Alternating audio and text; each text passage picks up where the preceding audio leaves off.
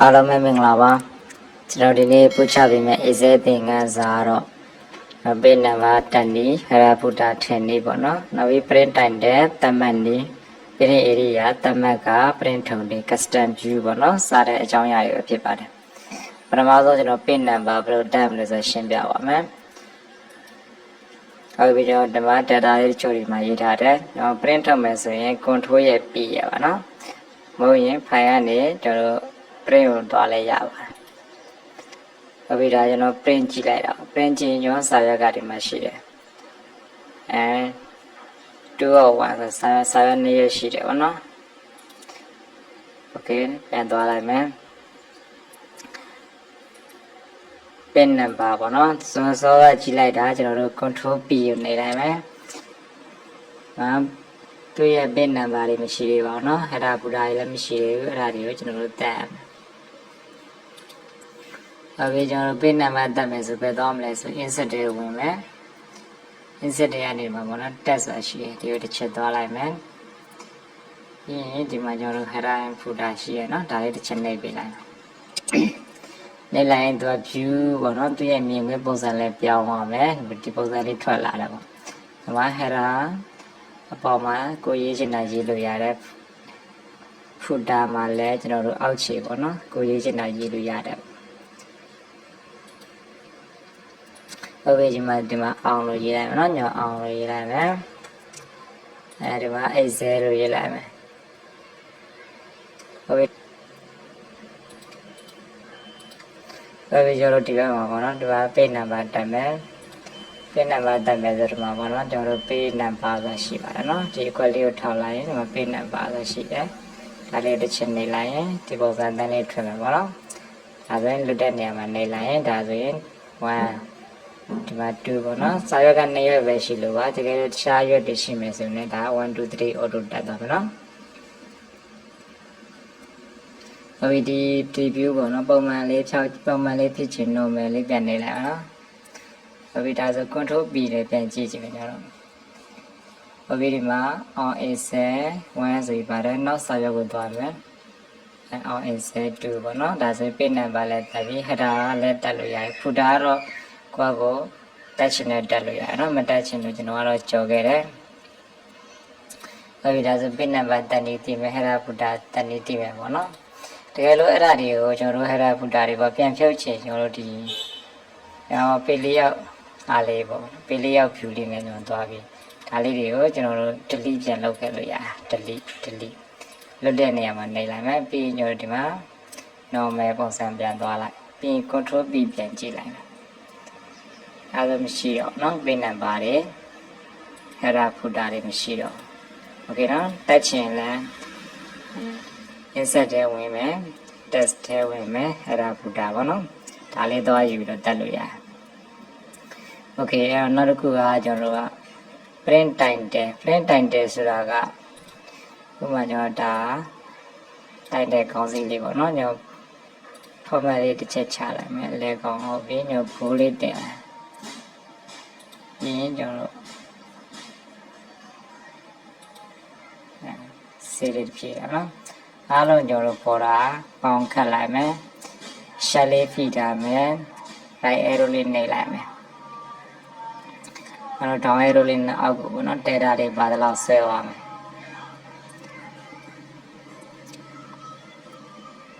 ဒီလောက်တွေပေါ့နော်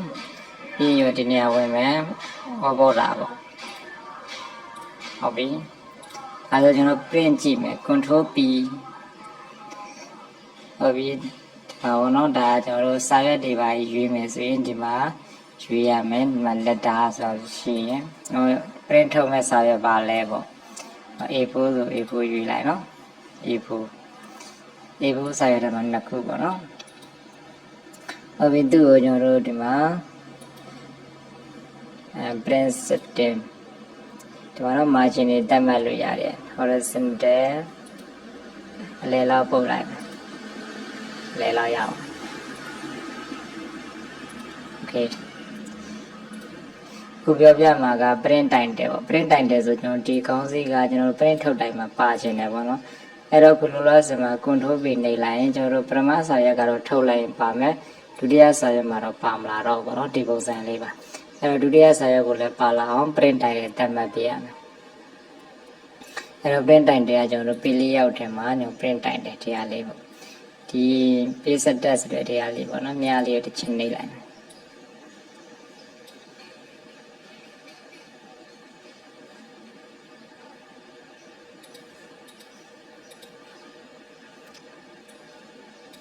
ဟုတ်ပြီဒီရှိနေရမှာเนาะဒီ page တို့မှာကျွန်တော်ဟာဘုရားတို့ဒီရှိနေရမှာကျွန်တော်တို့do repeat dot ဆိုတဲ့ဟာလေးမှာကျွန်တော် click တစ်ချက်ထောက်လိုက်မယ်ဘယ် row ကိုပါစေချင်တာလဲပေါ့เนาะပါစေချင်တဲ့ row ကိုကျွန်တော်တို့ကselect ပေးရမယ်ပေါ့ကျွန်တော်တို့ဒီ row ပါချင်တာဘောကအဲ့တော့ကျွန်တော်ဒီ1လောက်မှာတစ်ချက် click ပေးလိုက်တယ်ဟုတ်ပြီ print review တစ်ချက်ကြည့်မယ်เนาะဟုတ်ပြီဒါ1မှာတော့ပါသွားပြီ2တစ်ချက်ကြည့်လိုက်မယ်2လည်းပါသွားပြီเนาะဒါကျွန်တော် print တိုင်တဲ့သတ်မှတ်လေးဖြစ်ပါတယ်print တိုင်တဲ့ပြီးရင်ကျွန်တော်ရှိတယ်ဝင်မှာပေါ့เนาะဒီဟာလေးပေါ့ဒီဟာလေးမှာကျွန်တော်ဒီမှာလေးထောက်လိုက်ဒါကို print ဘယ်နှစ်ရက်ရှိ10ရက်ရှိမယ်ဆိုရင်ဒီကောင်းစီ order ID တို့ product တို့ကအများရန်ကောင်းစီအနေနဲ့ပါသွားမယ်เนาะဒါ print တိုင်တဲ့သတ်မှတ်နေဒါမလို့ချင်းကျွန်တော်ဒါပြန်ဖြုတ်လို့ရတယ်เนาะဒါကိုဖြတ်ပြီးတော့ okay နှိပ်ပေးလိုက်ရတယ်ဟုတ်ပြီနောက်တစ်ခုကကျွန်တော် print တိုင်တဲ့သတ်မှတ်နေတည်ပြီး print area ဆိုတော့ကိုလိုချင်တဲ့ဟာလေးတွေကိုပဲ print ထုတ်တာပေါ့နော်။ဥပမာကျွန်တော်ဒီ orange DT ပဲပေါ့။ဒီကနေ DT လောက်ပဲကျွန်တော် print ထုတ်ချင်တယ်ဆိုတော့ဒါသူတို့ select ပေးလိုက်မယ်။ select ပေးပြီးဒီမှာ print area ပါ။ set print area နေလိုက်နော် set print area ဒါသတ်မှတ်ပြီးလိုက် control P နေကြလိုက်ဟုတ်ပြီအဲ့တော့ကျွန်တော် slash ဆွဲထားတဲ့ဟာတွေပဲပါလာကျန်တာပါမလာတော့เนาะတိုင်းထုတ်လိုက်ရင်ဒီဟာပဲပါပဲဒုတိယစာရွက်တွေလည်းမရှိတော့ဒါ print area သတ်မှတ်နေလေရုပ်တောင်မကြိုက်တော့ဘူးပြတ်ချုံမယ်ဆို clear နဲ့ဖြတ်လိုက်ရအောင်เนาะ control V ပြန်ကြည့်လိုက်ဒါဆိုကုန်ပါသွားเนาะ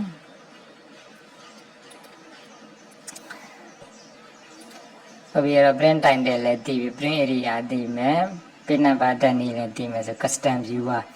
ကတော့ကိုယ်စိတ်ကြိုက်ကြည့်တယ်ပေါ့နော်တခြားသူကိုပြခြင်းနဲ့ဥပမာကျွန်တော်ဒီမှာ product တွေရေးထားတယ်ပြီးတော့လစနလရေးထားတယ်ပေါ့နော်ပထမဆုံး3လကိုတည်တန့်ကြည့်မယ်ဒုတိယ3လကြည့်မယ်ပေါ့နော်နောက်ဆုံး6လဟုတ်ပြီနောက်ဆုံး6လကိုတည်တန့်ကြည့်မယ်ပေါ့ဒီပုံစံလေးပေါ့နော်အဲ့တော့ custom စိတ်ကြိုက်သတ်မှတ်ပြီးတော့ကိုကြည့်လို့ရတယ်အဲ့တော့ဒီနေရာမှာကျွန်တော်ဒီ January လရဲ့ရောင်းရတဲ့စီးရင်တွေကိုပေါင်းပေးလိုက်မယ်နော်အားလုံး select ဆွဲမယ်ဖုန်းထဲကနေကျွန်တော် auto send နေလိုက်မယ်နော်ဒါဆိုပေါင်းသွားပြီးရင်ဒီများလေးကနေဒီဘက်တွေအကုန်လုံးဆွဲလိုက်မယ်အဲဆိုသူတို့ရဲ့ရလက်တွေအကုန်ပေါင်းသွားရောဒီခေါင်းစီကိုထင်ရှားတော့ပေါ်တာပိုးလေးတင်လိုက်မယ်ပေါ်တာခတ်မယ်ပြီးရင်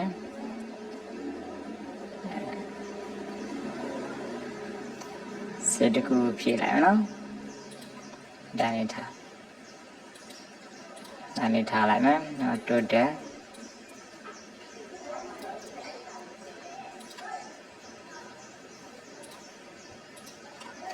ဟုတ်ပြီဒါတွေအောင်ခက်ခြင်း or select ပေးမယ်တော့ all border ပြီးပါတိုင်းလေးပါနော်ဟုတ်ပြီကျွန်တော်တို့ custom view စိတ်ကြိုက်ကြည့်မယ်ဆိုဒီ view ထဲကိုဝင်မယ်နော် view ထဲမှာဒီမှာ custom view ဆိုရှိတယ်ဟုတ်ပြီပထမဆုံးကျွန်တော်ကဒီ3လပဲကြည့်ချင်တယ် January February မတ်လပဲထားချင်တယ်ဒီဘက်ကလည်းမရှိ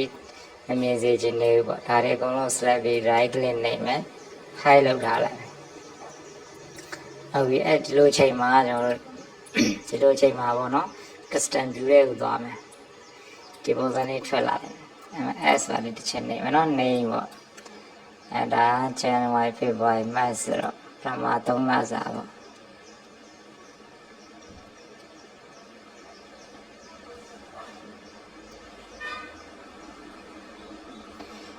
first month လို့ရေးလိုက်မယ်တဲ့လား first month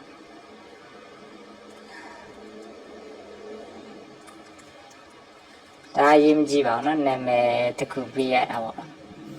ပြီး okay နေလိုက်မယ်ဒါဆိုရပြီ rồi phèo thà ra thì thì mà phèo thà thì có nó khai lâu thà gái cái lên này bị hai nhà lâu lại rồi bị tay này bởi vì nhau ở đó thì tông là của slash mà gái cái này mà khai lâu mà thì cái đó hai lâu mà cho Ibrahim này chuyện tay này cái chỉ này view custom view mà tôi cứ bị vậy nó tôi cứ này bị làm mà thay cho second thì mà bọn nó này mà tôi cứ bị đâu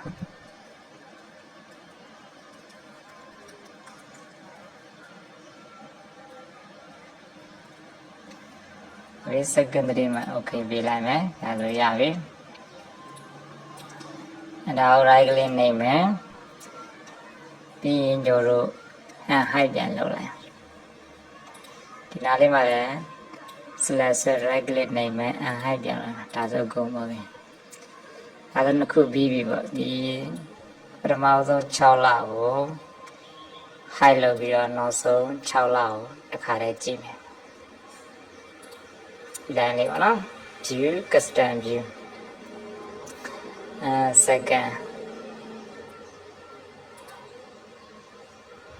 ta sẽ let's xem mà nó số ở vì đây này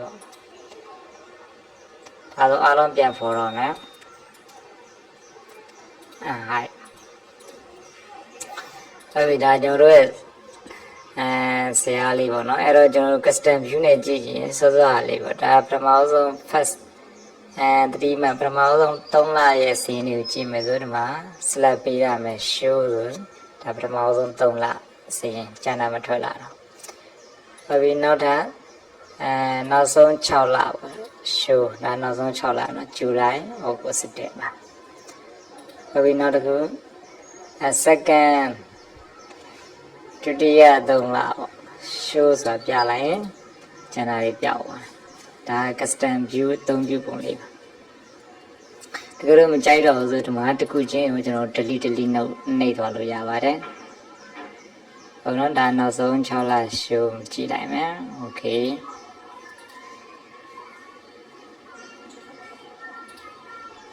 ok nó đã view custom view tông view này lấy